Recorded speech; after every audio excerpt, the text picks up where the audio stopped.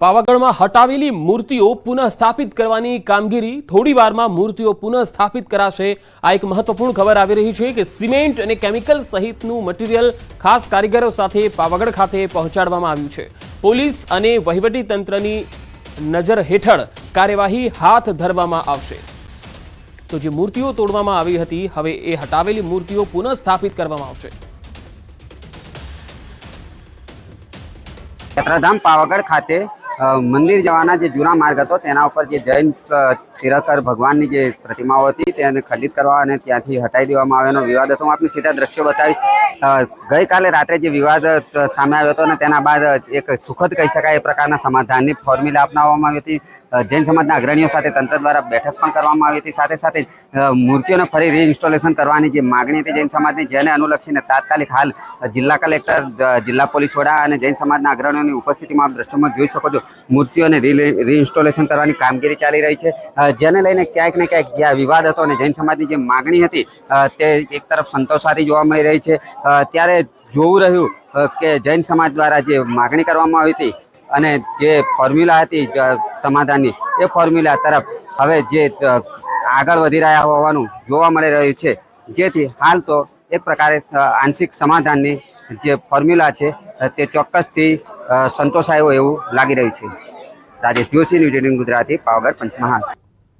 સુરતમાં જીન પ્રેમ વિજયજી મહારાજ સાહેબનું નિવેદન। પાવાગઢની ઘટના અંગે સમાધાનની વાતને અફવા ગણાવી। હજી તો કંઈ શરૂ પણ નથી થયું, સમાધાન ક્યાંથી? તમામ વ્યવસ્થા અને જમીન જૈન સંઘને સોંપાય તેવી માગણી કરી છે। આરોપીઓની ધરપકડ કરી કાર્યવાહીની પણ માંગ કરાઈ છે। માંગ નહીં સ્વીકારાય ત્યાં સુધી આંદોલન ચાલુ રહેશે। કોઈ પણ અફવાની અંદર કોઈએ પણ આવવાની જરૂર નથી।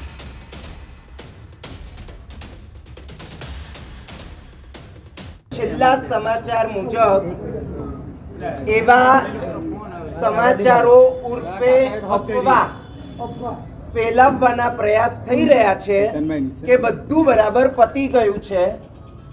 હજી તો શરૂ પણ થયું નથી। આપણી જે માંગણી છે કે જમીન જૈન સંઘને આપવામાં આવે, ત્યાંની બધી જ વ્યવસ્થાના અધિકાર જૈન સંઘને આપવામાં આવે। ગુનેગારોને FIR થાય, ધરપકડ થાય, સજા થાય। આમાંથી કશું પણ બાકી હોય ત્યાં સુધી આ આંદોલન બાકી રહે છે। ખેડામાં યાત્રાધામ ડાકોર મંદિર કમિટીના નવા ટ્રસ્ટીની નિમણૂકનું કોકડું ગૂંચવાયેલું છે। ડાકોર મંદિર કમિટીના મેનેજર પર સેવકના ગંભીર આક્ષેપ। ટ્રસ્ટીની જાહેરાત આપનાર મેનેજર કાયદેસર મેનેજર નથી। મેનેજર જગદીશ દવે નિવૃત્ત મામલતદાર છે।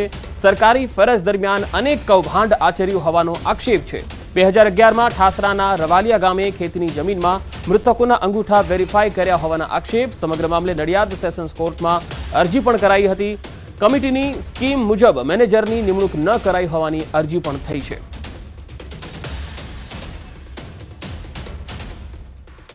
મેનેજરનો ભૂતકાળ અગાઉનો ખરાબ છે, વર્તમાનમાં ખરાબ છે। મારી પાસે એનો એવિડન્સ છે। મરી ગયેલા માણસોને જીવતા બદલાયેલા, કેટલાક નિર્દોષ ખેડૂતોને જેલમાં કરાવી દીધેલા, એ બધા મારી પાસે એવિડન્સ છે।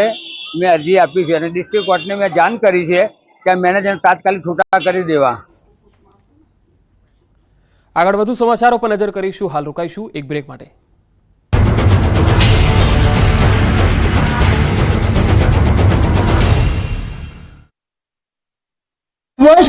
વિરામ લઈ રહેલું ચોમાસું હવે આળસ મરડીને આગળ વધી શકે છે। હવામાન નિષ્ણાત અંબાલાલ પટેલે આગાહી કરી છે કે આગામી 24 કલાકમાં ચોમાસું આળસ ખંખેરી તોફાની બનશે। હવામાન નિષ્ણાત અંબાલાલ પટેલે ફરી એકવાર હચમચાવનારી આગાહી કરી। અંબાલાલના મતે 24 કલાકમાં ચોમાસું ગુજરાતમાં ફરી સક્રિય થશે। આવતીકાલથી ગુજરાતમાં ચોમાસું ધબધબાટી બોલાવવાનું શરૂ કરશે। 17 થી 22 જૂન સુધી આંચકાનો પવન ફૂંકાશે। આંધી, વંટોળ, ગાજવીજ સાથે વરસાદ તૂટી પડશે। કાચા મકાનોના છાપરા ઉડી જાય તેવો પવન સાથે વરસાદ થશે। 2 શાખા સક્રિય થવાથી ગુજરાતને ફાયદો થશે। અંબાલાલ પટેલના મતે અરબ સાગર અને બંગાળની ખાડીમાં લો પ્રેશર બનશે। 20મી જૂનથી ડીપ ડિપ્રેશન બનશે। 20થી શરૂ થતો વરસાદ વાવણી લાયક રહેશે। 20થી 28 જૂનથી નિરંતર વરસાદ શરૂ રહેશે।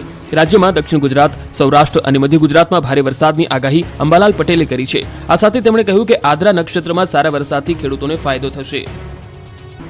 અમદાવાદના કાગડાપીઠ વિસ્તારમાંથી 1 કિલો સોનાના દાગીનાની લૂંટના કેસમાં મોટો ખુલાસો થયો છે। પોલીસની તપાસમાં સામે આવ્યું કે લૂંટના કેસનો ફરિયાદી જ આરોપી છે। પોલીસે સીસીટીવી કેમેરાની તપાસ કરતા લૂંટની ખોટી કહાનીનો ભાંડાફોડ થયો। ફરિયાદી ધર્મ ઠક્કરે તેના 2 મિત્રો સાથે મળીને નકલી લૂંટનો પ્લાન બનાવ્યો। નકલી લૂંટનો ફરિયાદી ધર્મ ઠક્કર માણિક ચોકથી 1 કિલો સોનું લઈને નીકળ્યો હતો. આ પછી તેને ત્યાંથી ગીતા મંદિર નજીક પહોંચીને ત્યાં ઉભેલા 2 મિત્રોને સોનું આપી દીધું હતું. આ ઘટનાના સીસીટીવી દ્રશ્યો સામે આવ્યા. ધર્મ ઠક્કર જમાલપુરના અશરફી જ્વેલર્સમાં કામ કરે છે. આરોપી ધર્મ ઠક્કરે 2 મિત્રો સાથે મળી ખોટી લૂંટનો પ્લાન બનાવ્યો. ધર્મ ઠક્કરે કબૂલ્યું કે તેને પૈસાની જરૂર હતી, જેથી તેના મિત્રો સાથે મળીને લૂંટનો ખોટો પ્લાન બનાવ્યો હતો. ધર્મ ઠક્કર માણિક ચોકથી 1 કિલો સોનું લઈ નીકળ્યો. ગીતા મંદિર નજીક 2 મિત્રો ખોટી લૂંટના પ્લાન માટે ઊભા હતા. પ્લાન કરવા ઊભા રહ્યા હોવાનો સીસીટીવી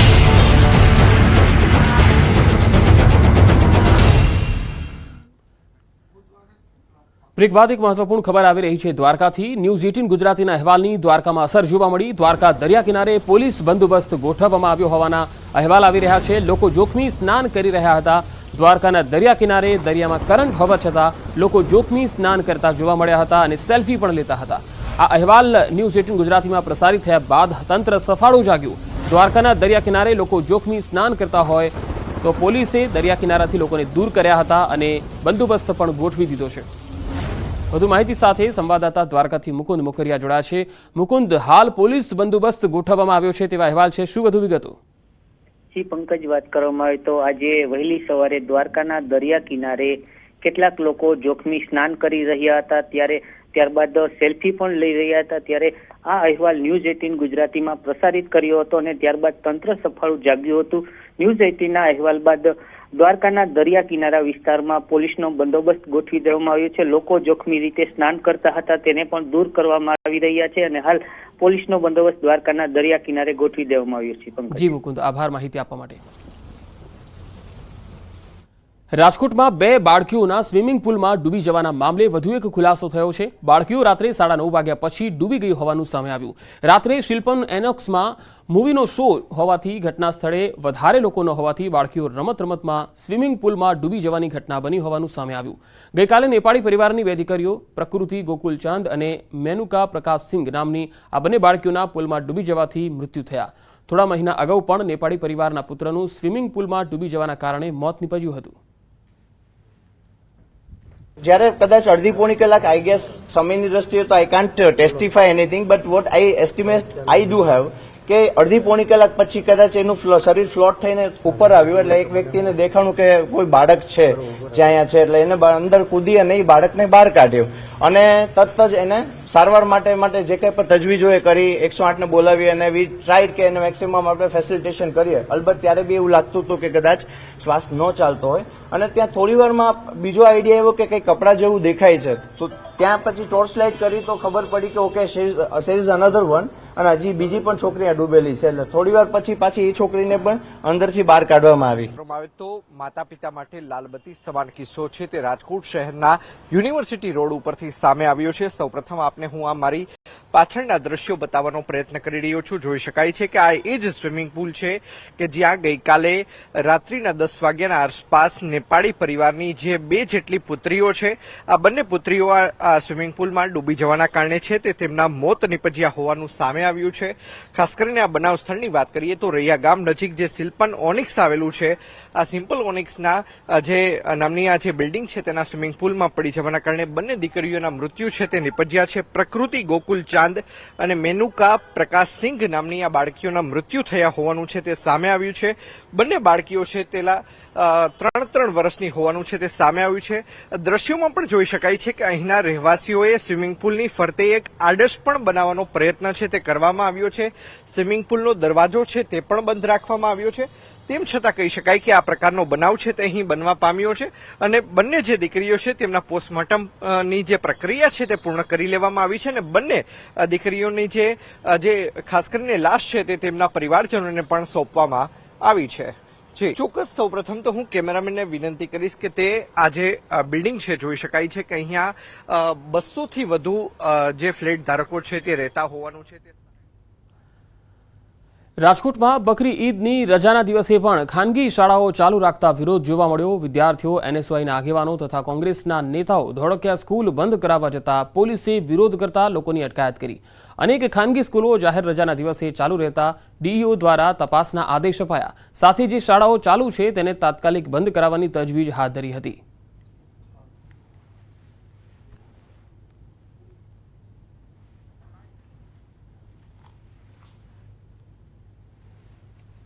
રાજકોટ સહિત સમગ્ર રાજ્યભરમાં આજરોજ બકરી ઈદની જાહેર રજા છે. તેમ છતાં રાજકોટ શહેરમાં ખાનગી શાળાઓ છે કે જે જાહેર રજાના દિવસે પણ શરૂ હોવાનું છે તે સામે આવ્યું છે. દ્રશ્યોમાં જોઈ શકાય છે કે કઈ રીતે શાળાઓની અંદર શૈક્ષણિક કાર્ય છે તે શરૂ હજુ પણ રાખવામાં આવ્યું છે. અનેક જગ્યાએ જે બાળકોને છોડી મૂકવામાં આવ્યા છે તો અનેક એવા ક્લાસરૂમ પણ મળી આવી રહ્યા છે કે જેમાં બાળકોને હાલ અત્યારે તેમનું શૈક્ષણિક કાર્ય હોય તે પ્રકારના દ્રશ્યો છે તે હાલ અત્યારે સામે આવી રહ્યા છે. થોડીક જ વાર પૂર્વે અહીં એનએસયુઆઈના અને સાથોસાથ કોંગ્રેસની જે યુવા પાંખ છે, વિદ્યાર્થી આગેવાનો છે, તે પણ અહીં વિરોધ કરવા પહોંચ્યા હતા, પરંતુ સ્થાનિક પોલીસ દ્વારા તેમની અટકાયત છે તે કરી લેવામાં આવી છે. બીજી તરફ અનેક સવાલો જિલ્લા શિક્ષણ અધિકારી રાજકોટમાં સ્વામિનારાયણ ગુરુકુળના 2 સંતો સામે દુષ્કર્મની ફરિયાદનો મામલો. વાલીઓ ગુરુકુળમાંથી પોતાના બાળકોને પરત લઈ ગયા. ખીરસરા સ્વામિનારાયણ ગુરુકુળ લગભગ ખાલી ખમ થઈ ગયું છે. ખીરસરા સ્વામિનારાયણ ગુરુકુળમાં ચુસ્ત પોલીસ બંદોબસ્ત ગોઠવવામાં આવ્યો. વ્યવસ્થાપક કમિટીનો મીડિયા સમક્ષ બોલવાનો ઇનકાર. વાલીઓ અને વિદ્યાર્થીઓ પણ કંઈ બોલવા તૈયાર નથી. વધુ માહિતી સાથે સંવાદદાતા મુનાફ બકાલી મારી સાથે જોડાયા છે. મુનાફ, કમિટીના કોઈ પણ સભ્ય બોલવા માટે તૈયાર નથી. હવે આગળ થશે શું?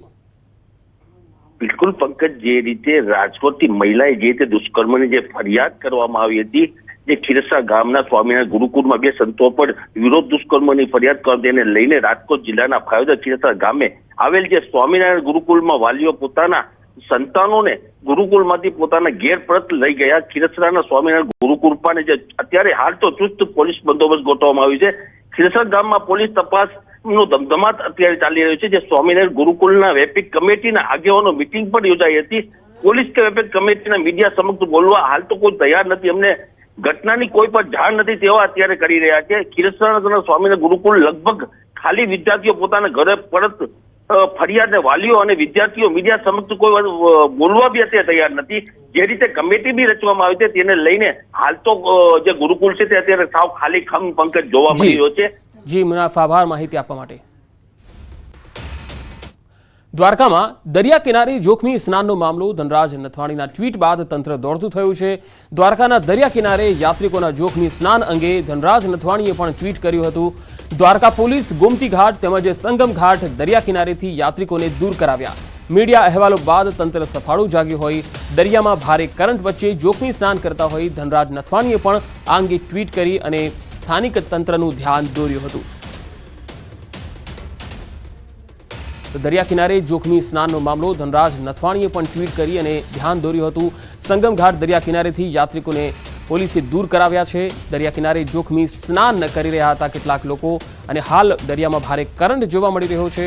ઊંચા મોજા ઉછળી રહ્યા છે. ત્યારે આવી સ્થિતિમાં દરિયામાં કોઈએ પણ નજીક ન જવું જોઈએ. ડૂબી જવાની પૂરી સંભાવના રહેતી હોય છે અને ઊંચા મોજા ઉછળતા હોય છે ત્યારે દરિયામાં કોઈ વ્યક્તિનો કોઈ અણબનાવ ન બને તેના માટે હવે પોલીસની ટીમે અહીંયા બંદોબસ્ત ગોઠવ્યો છે.